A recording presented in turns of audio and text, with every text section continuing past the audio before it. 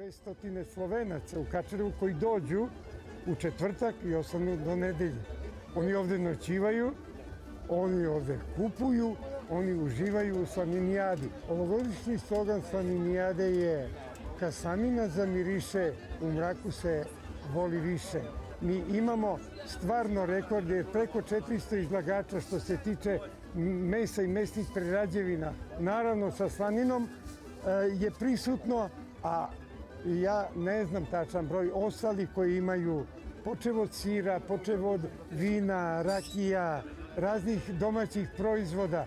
Tako da slanina ovde jeste prioritet, ali je slaninijada donela neke domaće proizvode gde je Srbija konačno videla i vratila se sebi. Darija, ti si ukrala mi srce, Darija, i sada venem kao cvet.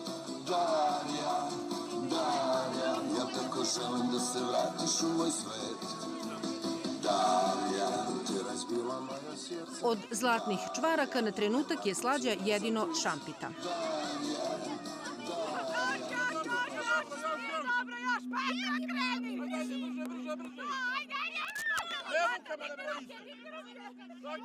Moje odeljenje i ja već 4. godinu ovako sa zabavnim programom zabavimo ove koji to hoće da gledaju, ono što su čuli na reklamama i što su došli to da vide.